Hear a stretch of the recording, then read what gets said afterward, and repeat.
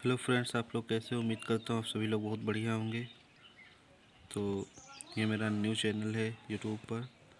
तो मैं आज सबसे पहले इंग्लिश का टॉपिक एक टेंस स्टार्ट करने जा रहा हूँ। तो आप सभी लोग, जो टेंस होते हैं वो तीन तरह के होते हैं, तीन टाइप के होते हैं: present tense, past tense and future tense. तो present tense, past tense and future tense. और प्रेजेंट टेंस के भी चार भाग होते हैं, जिसको इंडेफिनिट, कॉन्टिन्यूअस, परफेक्ट और परफेक्ट कॉन्टिन्यूअस कहा जाता है।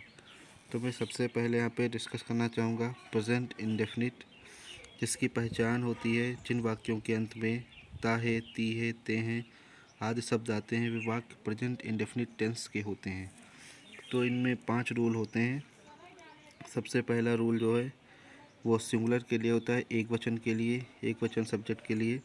तो सब्जेक्ट प्लस वर्ब की फर्स्ट फॉर्म प्लस यस या ई एस प्लस ऑब्जेक्ट, ये इसका पहला रूल होता है, पहला फार्मूला। तो इसके हम एग्जांपल देख लेते हैं। जैसे कि हम एक एग्जांपल ले रहे हैं अपने तौर से, वह मैच खेलता है।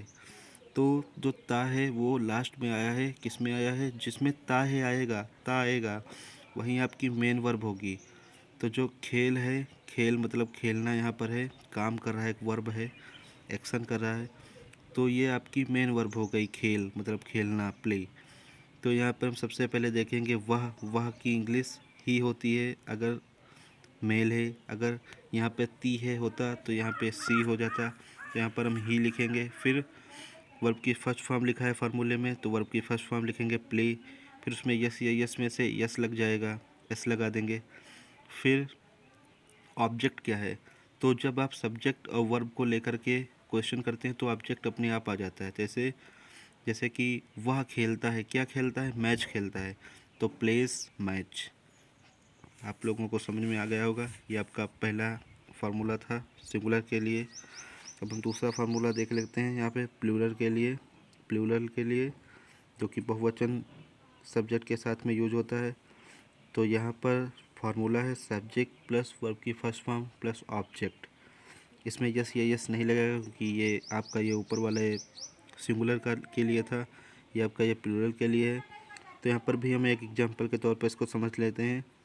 तो इसमें लिखा है तुम अपने कपड़े धोते हो। तो तुम अपने कपड़े धोते होते हो किस में आया है? धोना में, मतलब वाश जिसे हम लोग कहते हैं, वॉशिंग मशीन होती है। तो यहाँ पे सब्जेक्ट सबसे पहले मेन सब्जेक्ट होता है सेंटेंस में एक। तो यहाँ पे सब्जेक्ट तुम है तो तुम की इंग्लिश यू लिख दिया। फिर हम लोग ते हो किस में आया है? धोने में, तो वाश लिख दिया। इसमें यस या इस नहीं लगा क्योंकि ये प्लूरल सब्जेक्ट है। और अब इसमें अपने कपड़े, अपने क्या, यहाँ पे सेल्फ हेल्प नहीं लगेगा। यहाँ पे मैं आपको बता दूं कि सब्जेक्ट के अनुसार पॉजेसिव केस लगता है, अपना के लिए इंग्लिश लगती है। तो जैसे ही के साथ हिज लगता है, सी के साथ हर लगता है। इसका भी मैं एक सेपरेट वीडियो भी डाल दूंगा आप लोगों को, जिससे दिक्कत ना हो आगे बनाने में टेंशन।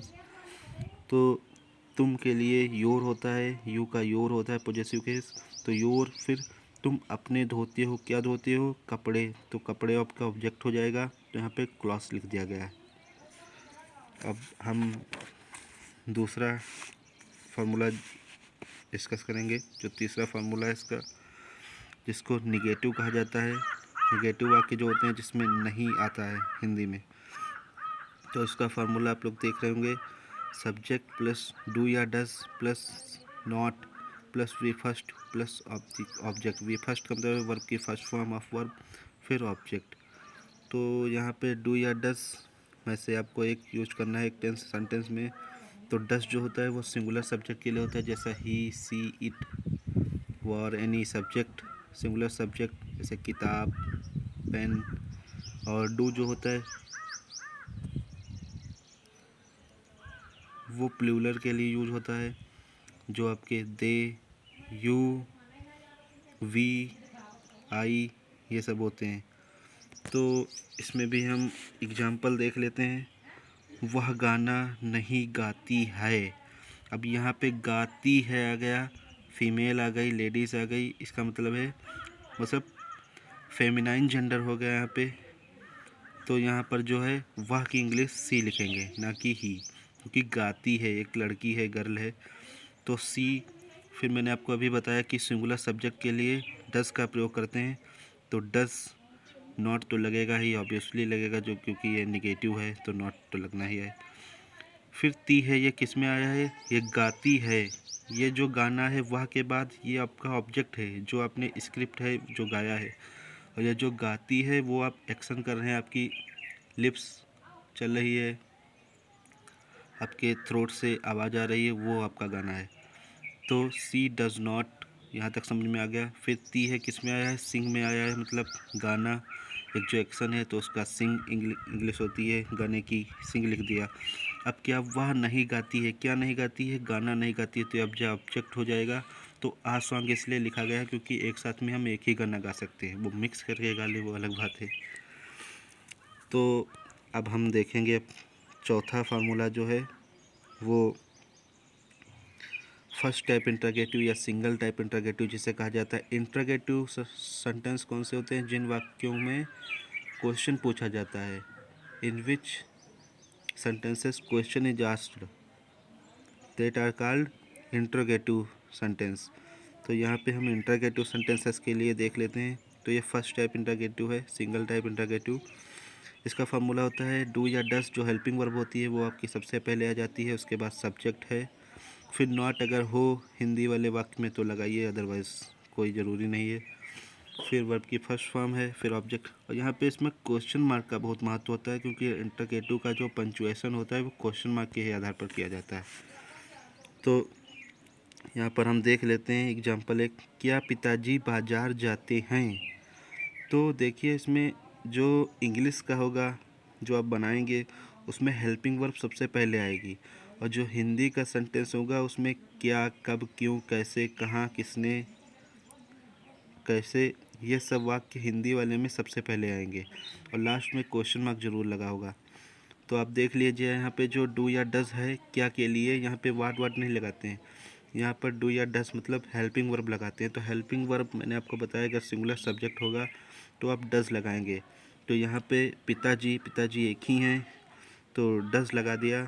फिर सब्जेक्ट जो है ऊपर आप देख रहे होंगे, फार्मूला भी दिख रहा है बढ़िया। तो सब्जेक्ट हमने यहाँ पे फादर लिख दिया, क्या पिताजी हो गया। अब ते हैं किस में आया है, जा मतलब गो माने जाना, तो गो लिख दिया। टू मार्केट, क्या पिताजी जाते हैं, कहाँ जाते हैं, मार्केट बाजार, ऑब्जेक्ट। जब आप सब्जेक्ट और वर्ब को लेकर के क्वेश्चन करते हैं तो ऑब्जेक्ट अपने आप हूबहू आपको मिल जाता है। तो यहाँ पे मार्केट लिखा है, फिर आप क्वेश्चन मार्क लगा। अब इसके बाद एक और होता है, यहाँ पे 5th नंबर है, तो इसमें मैंने ये डॉट लिख दिया क्योंकि क्वेश्चन वर्ड की इंग्लिश लिख करके जो फर्स्ट टाइप इंटरोगेटिव है वो बिल्कुल एस टू एस से में यहाँ पे उतार लिया जाएगा, और लास्ट में क्वेश्चन मार्क तो होगा ही इंटरोगेटिव का है भाई। तो यहाँ पे इसको डबल टाइप इंटरोगेटिव या सेकंड टाइप इंटरोगेटिव भी कह सकते हैं। तो एग्जाम्पल इसका देख लेते हैं, वे कार क्यों नहीं बेचते हैं, वे कार क्यों नहीं बेचते हैं। ते हैं किस में आ गया है, बेचना में। तो आपको पहले पता चल गया कि जो आपकी मेन वर्ब है सेंटेंस की वो बेचना है, मतलब सेल करना, कहते हैं नहीं ऑटो कार सेल्स। तो यहाँ पर हम क्या करेंगे, इसमें आप समझ लीजिए एक बात कि जो हिंदी का सेंटेंस होगा, हिंदी का सेंटेंस उसमें कब, क्यों, कैसे मतलब जो क्वेश्चन वर्ड होंगे हिंदी के वो सेंटेंस के बीच में आएंगे। देख लीजिए आप, वे कार क्यों नहीं बेचते हैं, बीच में आया है, मतलब ना इधर बिल्कुल किनारे आएंगे ना उधर, बीच में आपको मिलेंगे।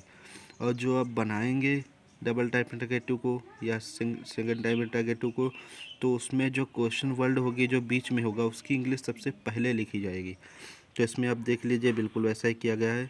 तो क्यों देखिए है, इसमें क्यों है क्वेश्चन वर्ड हिंदी में, तो इसकी इंग्लिश सबसे पहले यहाँ पे वाई लिख ली गई है, वाई। तब अब क्या होगा, हेल्पिंग वर्ब लगेगी, डू या डस लगेगा। तो दे जो है आपका वो प्लूरल है इसीलिए यहाँ पे डू लगा दिया है। फिर सब्जेक्ट तो वे है आपका, तो इसको दे लिख दिया गया है। अब इसमें नहीं है तो लिख देते हैं नॉट, अगर नहीं होता तो कोई बात नहीं, नहीं लिखना पड़ता, तो नहीं है तो नहीं हो गया। अब बेचते हैं, ये वर्ब आपकी मैंने आपको अभी बताया था कि मेन वर्ब आपकी यही है, तो सेल या CLL ये इसके माने बेचना होता है, तो सेल लिख दिया।